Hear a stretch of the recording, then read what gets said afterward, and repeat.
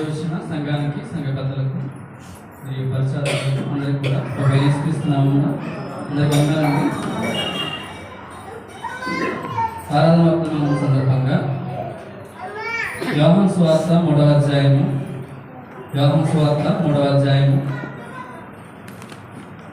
16-17 వచనం చదువుకుందాం. యోహాను సువార్త 3వ అధ్యాయం 16-17 వచనం.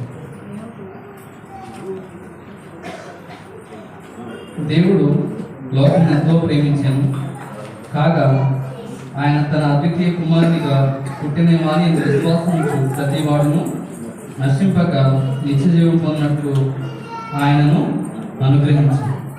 చిన్న మాట దేవుని సహాయంగా పెట్టుకుందాం. అందరూ తలలోంచి ఇక్కడ ఉంచుకున్నట్లయితే.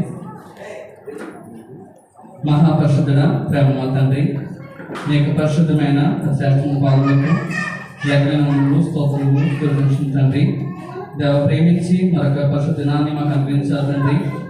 దేవ చదవడం లేకుండా తండ్రి, దేవ చదువుని వారు మన వాక్యం నీది, నన్ను మరుగు చేయండి, నీవే మాట్లాడండి, తద్వారా నీవే మహిమ ఘనత ప్రభావాలు పొందుకుని సహాయం దయచేయమని మా ప్రభువును ప్రేరక్షకుడును ప్రభు యేసుక్రీస్తు వారు శ్రేష్టమైన ఉన్న అడిగి వేడుకుని ప్రార్థన తండ్రి. అందరికీ కూడా మీ పిల్లల్ని జ్ఞాపకం ఉంచుకోండి. ఇది ఎంతో శ్రేష్టమైన సమయం, దేవుణ్ణి ఆరాధించే సమయం. ఈరోజు నేను చెప్పబోయే అంశం ఏంటంటే, దేవుణ్ణి ఎందుకు ఆరాధించాలి. దేవుణ్ణి ఎందుకు ఆరాధించాలి. ఎందుకు ఆరాధించాలంటే, దేవుడు లోకమును ఎంతో ప్రేమించాడు. ఎంత ప్రేమించాడంటే అది వెలకట్టలేదు. ఎంతో ప్రేమించాడు. అంత మాత్రం కాకుండా దేవుడు తన అద్వితీయ కుమారుడు ప్రభు అయిన యేసుక్రీస్తు వారిని మనకు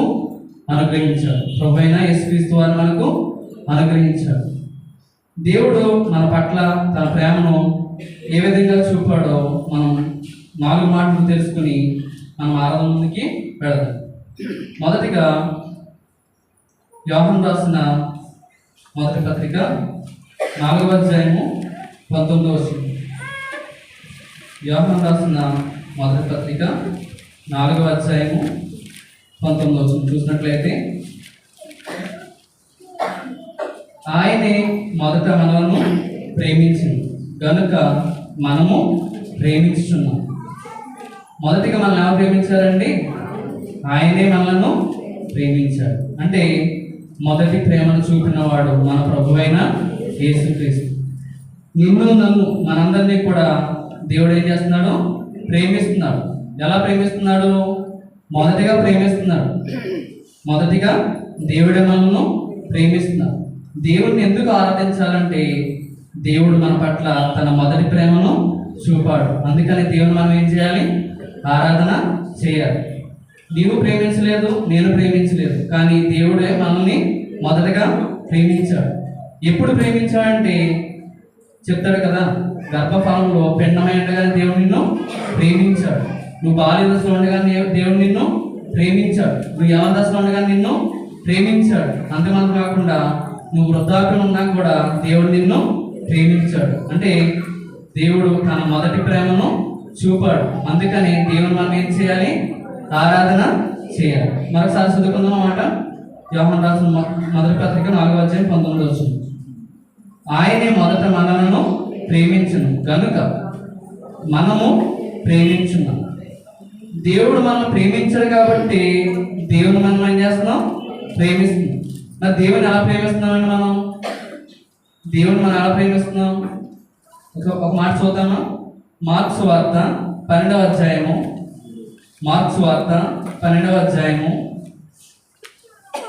30-31 వచనం చూసినట్లయితే, మార్క్స్ వార్త 12వ అధ్యాయము 30-31 వచనం. నీవు నీ పూర్ణ హృదయముతోను, నీ పూర్ణాత్మతోను, నీ పూర్ణ వివేకముతోను, నీ పూర్ణ బలముతోను నీ దేవుడైన ప్రభువును ప్రేమింపవలను. ఎవరు ప్రేమించాలంటండి? దేవుడైన ప్రభువును. మనం కూడా ఏం చేయాలి? ప్రేమించాలి. ఎందుకంటే ఆయన మనల్ని ఏం చేశాడు? ప్రేమించాడు. మరి మనం కూడా ప్రేమించాలి కదా. ఎలా ప్రేమించాలి?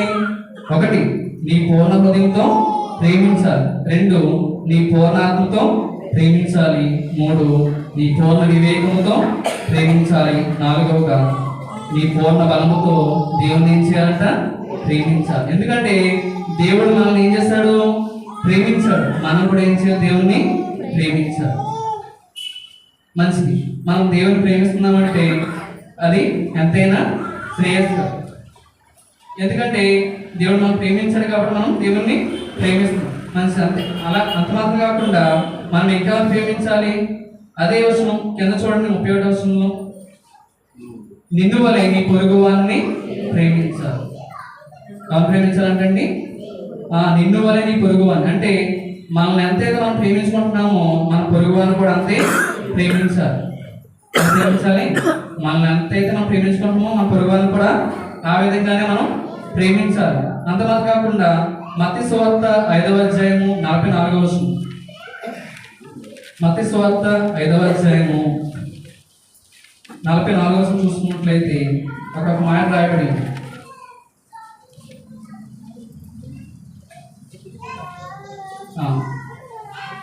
మీ శత్రువులను ప్రేమించుడు, నీ శత్రువులను ప్రేమించుడు. నీ యొక్క వాసన మొత్తం చదవట్లేదు కానీ అక్కడ ఒక మాట కనిపిస్తున్నాను. ఏంటంట? మీ శత్రువులను ప్రేమించాడు. నీ పొరుగువాన్ని ప్రేమించాలి. అంత మాత్రం కాకుండా నీ శత్రువులను కూడా ప్రేమించాలి. అంతకంటే ముందుగా ఎవరు ప్రేమించాలి? దేవుణ్ణి ప్రేమించాలి. ఎందుకు ప్రేమించాలంటే ఆయనే మొదట మనలను ప్రేమించాలి. అందును బట్టి దేవుణ్ణి ఏం చేయాలి? మనం ఆరాధన చేయాలి. మొదటి ప్రేమను చూపాడు కనుకని దేవుణ్ణి ఏం చేయాలి? మనం ఆరాధన చేయాలి. మరి నువ్వు నిజంగా నువ్వు దేవుని ప్రేమిస్తున్నావా? నీ పూర్ణ బలముతో, నీ పూర్ణ శక్తితో, నీ పూర్ణ ఆత్మతో దేవుని నువ్వు ప్రేమిస్తున్నావా? ఒకసారి మనం ప్రశ్నించుకో. నువ్వు నిజంగా దేవుని ప్రేమిస్తే నువ్వేం చేయవు? పాపం అనేది చేయవు. నువ్వు నిజంగా దేవుని ప్రేమిస్తే నువ్వు అబద్ధాలు అనేవి ఆడు. నువ్వు నిజంగా దేవుని ప్రేమిస్తే దేవునికి ఇష్టం లేని క్రియలు అనేవి చేయవు. మరి మనం దేవుని పూర్ణ హృదయంతో, పూర్ణ బలముతో, పూర్ణ శక్తితో, పూర్ణ ఆత్మతో ప్రేమిస్తున్నాం లేదో మనల్ని మనం పరీక్షించుకుని దేవుణ్ణి ఏం చేయాలి? ఆరాధన చేయాలి. అంత మాత్రం కాకుండా మన పొరుగు వారిని మనం ఏం చేయాలి? ప్రేమించాలి. వారు ఒకవేళ తప్పులు చేసి ఉండొచ్చేమో, అయినప్పటికీ వాళ్ళని ఏం చేయాలి? క్షమించి ప్రేమించాలి. మరి దేవుడు మనం వాళ్ళని ప్రేమించాడా లేదా?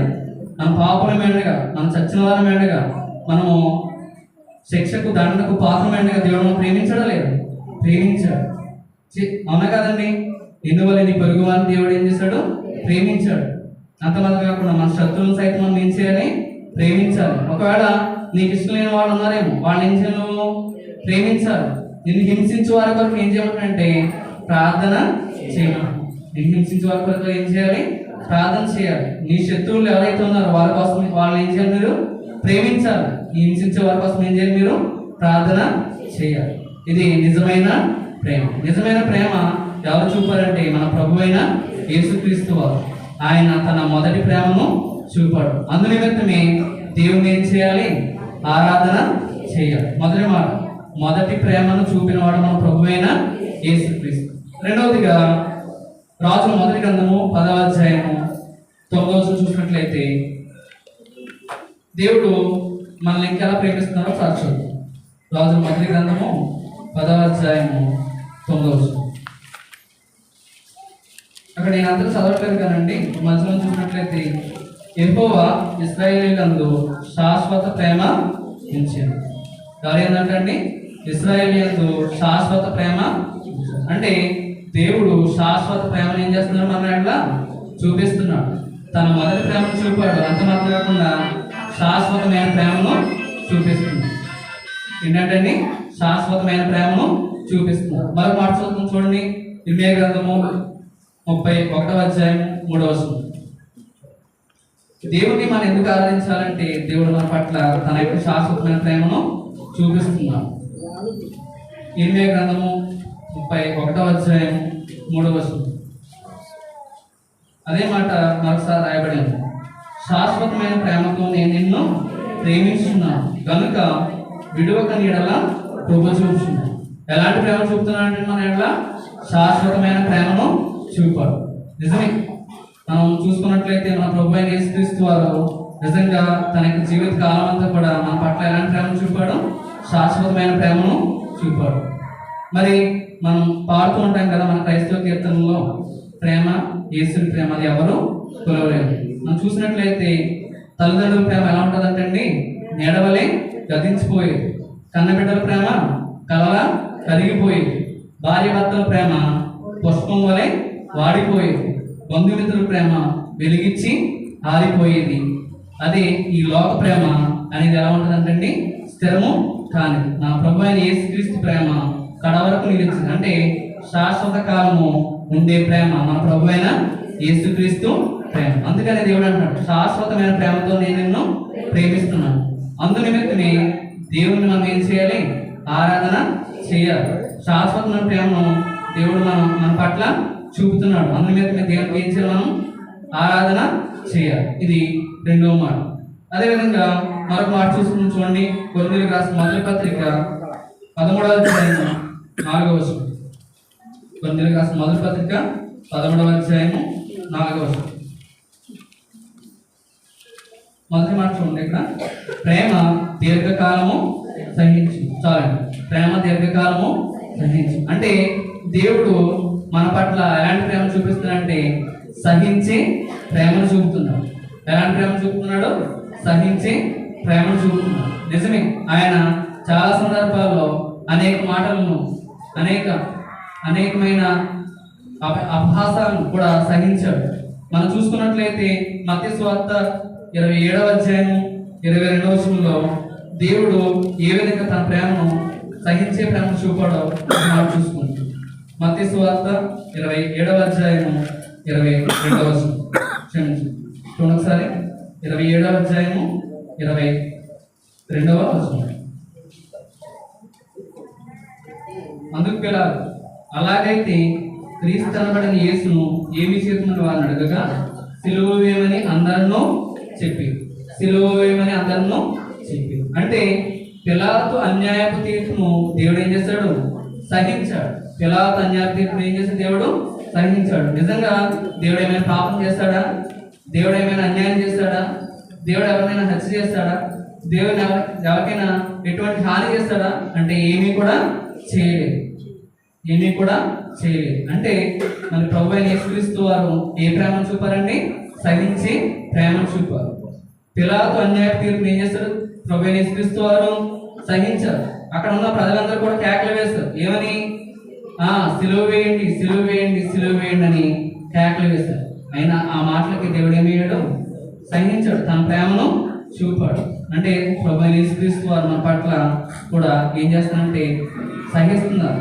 మనం ఎన్ని పాపాలు చేసినా, మనం ఎన్ని దోషాలు చేస్తున్నా, మనం ఎన్ని అక్రమాలు చేసినా, దేవునికి విరోధమైన కార్యాలు చేసినప్పుడు కూడా దేవుడు ఏం చేస్తున్నా? మనల్ని సహిస్తున్నాడు, భరిస్తున్నాడు.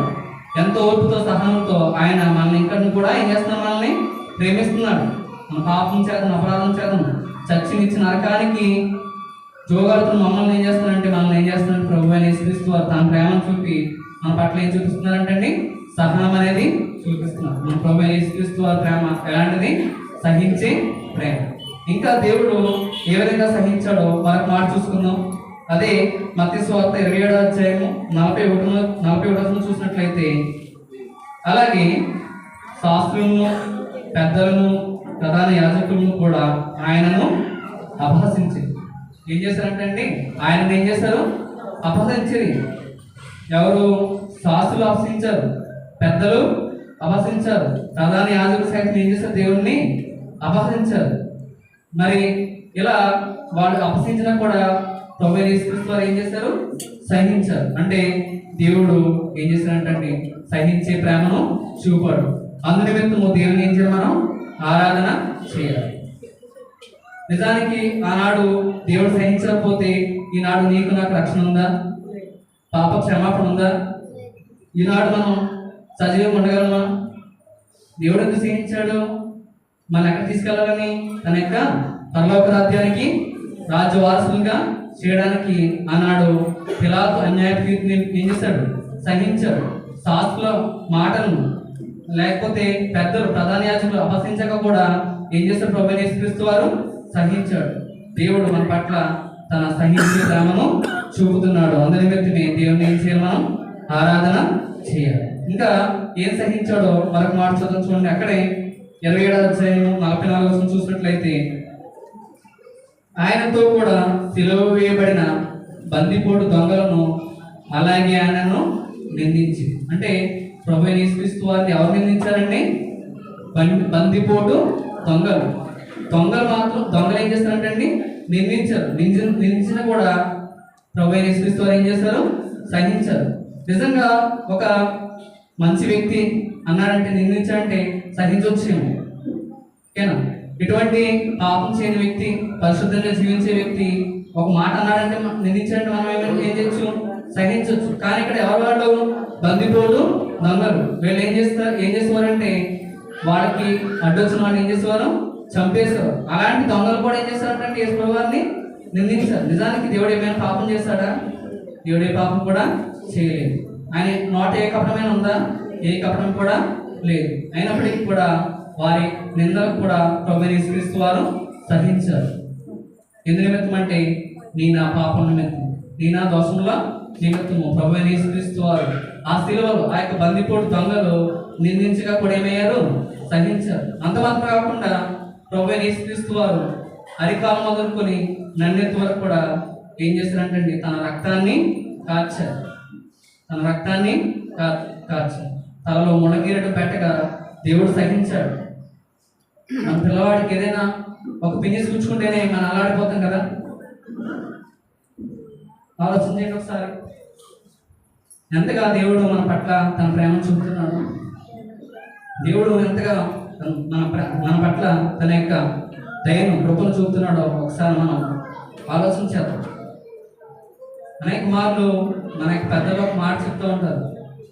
ఏమనంటే ఆ యొక్క బాధ అనుభవించే వారికి తెలుస్తుంది. నిజమే.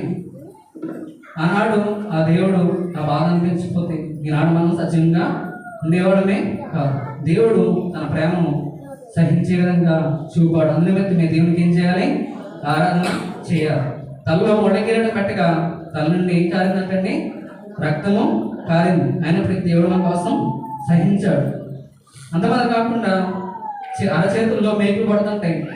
ఆ వాసం మేకులు ఆ యొక్క చర్మాన్ని దాటుకుని, ఆ ఎముకలు దాటుకుని ఆ చెక్కలో దిగినప్పుడు ఆ బాధను కూడా తట్టుకుని దేవుడు ఏం చేశాడు? సహించాడు. సహించే ప్రేమను చూపాడు మన ప్రభువైన యేసుక్రీస్తు. అందునే దేవుని ఏం చేయాలి? మనం ఆరాధన చేయాలి. అదేవిధంగా ప్రాణువారు ఏం చేస్తారంటే ఏం చేశారు? కొరడాలతో కొట్టారు. తన వీపు మీద కొరడాలతో కొట్టినప్పుడు తన చర్మం ఏమైపోయిందంటే నాగలవలే చేర్చబడింది. ఏమైందంటే నాగలవలే చేర్చబడింది.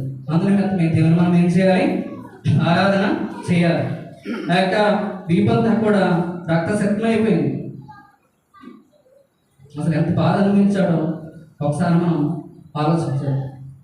దేవుడు మన పట్ల తన సహించే ప్రేమను చూపాడు. అందునిమిత్తమే దేవునికి ఏం చేయాలి? మనం ఆరాధన చేయాలి. పిలాతు అన్యాయపు తీర్పుకి సహించాడు. శాస్త్రులు, పెద్దలు, ప్రధాన యాజకులు అపహసించక సహించాడు. శిలువలో బందిపోటు దొంగలు నిందలకు ఏమయ్యాడు? సహించాడు.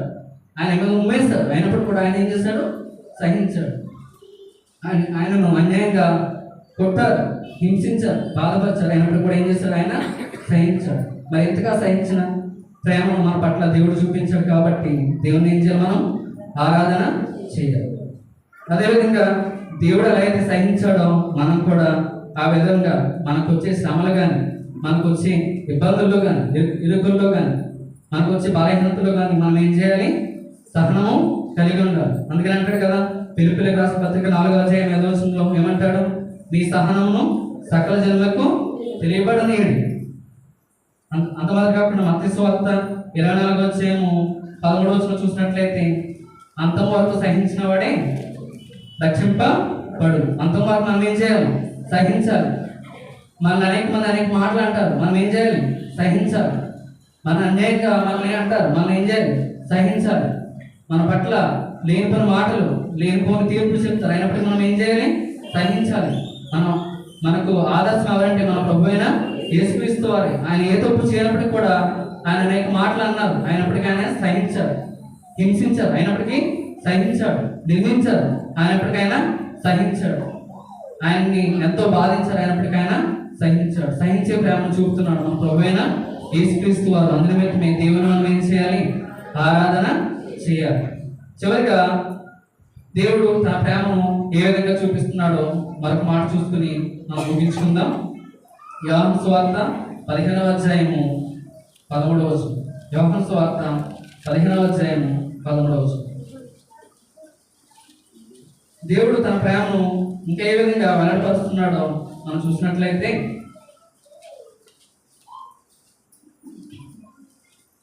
తన స్నేహితుల కొరకు తన ప్రాణం పెట్టువానికంటే ఎక్కువైన ప్రేమగాలు ఎవడనో లేడు. మరి ప్రాణం పెట్టే ప్రేమ ఎవరు చూపించారండి? మన ప్రభు అయిన యేసుక్రీస్తు వారు మన కోసం తన ప్రాణాన్ని పెట్టారు. మరొక మాట చూద్దామా? మత్తయి సువార్త 20 అధ్యాయం 28వ వచనం. మత్తయి సువార్త 20 అధ్యాయం 28వ వచనం చూసినట్లయితే, అలాగే మనుష్య కుమారుడు పరిచారం చేయించుకుంటూ రాలేదు, కానీ పరిచారం చేయుటకును అనేకులకు ప్రతిగా విమోచన క్రయధనముగా తన ప్రాణం విడిచుటకు వచ్చింది. తన ప్రాణం పెట్టుటకు వచ్చింది. అంటే మన ప్రభు అయిన యేసుక్రీస్తు వారు తన ప్రాణాన్ని మన కోసం అప్పచెప్పారు. ఇందులో ప్రేమ ఉందా లేదా? ప్రాణం పెట్టే ప్రేమను మన ప్రభు అయిన యేసుక్రీస్తు వారు మనకి చూపించారు. అందునిమిత్తమే దేవుని మనం ఏం చేయాలి? ఆరాధించాలి. ఎప్పుడు మనల్ని దేవుడు ప్రేమించాడంటే, రోమపత్రిక 5వ అధ్యాయము 6వ వచనం. ఏ సందర్భంలో ఎలాంటి స్థితిలో ఉన్నప్పుడు దేవుడు మనం ప్రేమించాడు, మన కోసం తన ప్రాణాన్ని పెట్టాడని మనం చూసినట్లయితే, రోమపత్రిక 5వ అధ్యాయము 6వ వచనం. ఏలయనగా మనం ఇంకా బలహీనమైనగా క్రీస్తు యుక్త కాలమున భక్తిహీన కొరకు చనిపోయి. అంటే మనం బలహీనంగా ఉన్నప్పుడు ప్రభు మనల్ని ఏం చేసినట్టండి? ప్రేమించాడు. ప్రేమించడమే కాదు, తన ప్రాణాన్ని పెట్టాడు. బలహీనమైనగా తన ప్రేమను మనకి ఏం చేసినట్టండి? వెల్లడిపరిచాడు. అందునిమిత్తమే దేవుని మనం ఏం చేయాలి? ఆరాధన చేయాలి. ఇంకా అదే అధ్యాయము 8వ వచనం చూసినట్లయితే, పాపులమైండగా అంటాడు కదా, పాపులమైండగా దేవుడు మనల్ని ఏం చేశాడు? ప్రేమించాడు, తన ప్రాణాన్ని పెట్టాడు. అందునిమిత్తమే దేవునికి ఏం చేయాలి? మనం ఆరాధన చేయాలి. బలహీనమైనగా మన దేవుడు ప్రేమించాడు, పాపులమైనగా దేవుడు మనల్ని ప్రేమించాడు. అలాగే ఆ 10వ వచనం చూసినట్లయితే, శత్రువులమై ఉండగా దేవుడు మనల్ని ఏం చేసినట్టండి? ప్రేమించాడు. మన కోసం ఏం చేసినట్టండి? తన ప్రాణాన్ని పెట్టాడు. మరి ఎలా మన కోసం, మన బలహీనంగా ఉన్నప్పుడు, మన పాపంగా ఉన్నప్పుడు, మన శత్రువుగా ఉన్న సైతం దేవుడు మనం ప్రేమించాడు కదా. మరి మనం ఎంత ప్రేమించాలి దేవుణ్ణి? ఒకసారి మనం ఆలోచించాలి. ప్రాణం పెట్టి ప్రేమను చూపాడు మన ప్రభు అయిన యేసుక్రీస్తు వారు. ఏ స్థితిలో ఉండగా బలహీనంగా ఉన్నప్పుడు మనల్ని ప్రేమించాడు, పాపమైనగా మనల్ని ప్రేమించాడు, శత్రువుమైనగా మనల్ని ప్రేమించాడు. ప్రేమించడమే కాదండి, తన యొక్క ప్రాణాన్ని మన కోసం పెట్టాడు. తన ప్రాణాన్ని మన కోసం పెట్టాడు. అందునిమిత్తమే ప్రభు మనం ఏం చేయాలి? ఆరాధన చేయాలి. ఇక్కడ మన ప్రభు యేసుక్రీస్తు వారు ప్రాణం పెట్టే ప్రేమను చూపుతున్నారు. అందునిమిత్తమే దేవునికి ఏం చేయాలి? మనం ఆరాధన చేయాలి. అదేవిధంగా మార్కు సువార్త 10వ అధ్యాయము 45వ వచనం. మార్కు సువార్త 10వ అధ్యాయము 45వ వచనం.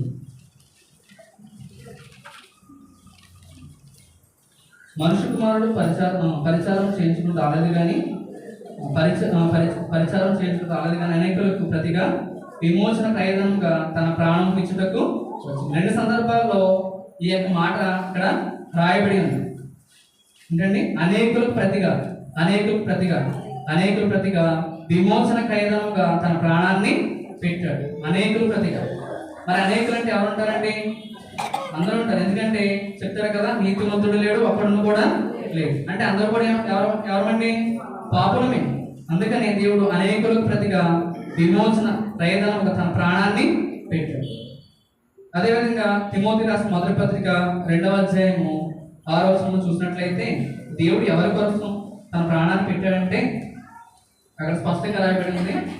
తిమోతికి రాసిన మొదటి పత్రిక 2వ అధ్యాయము 6వ వచనం.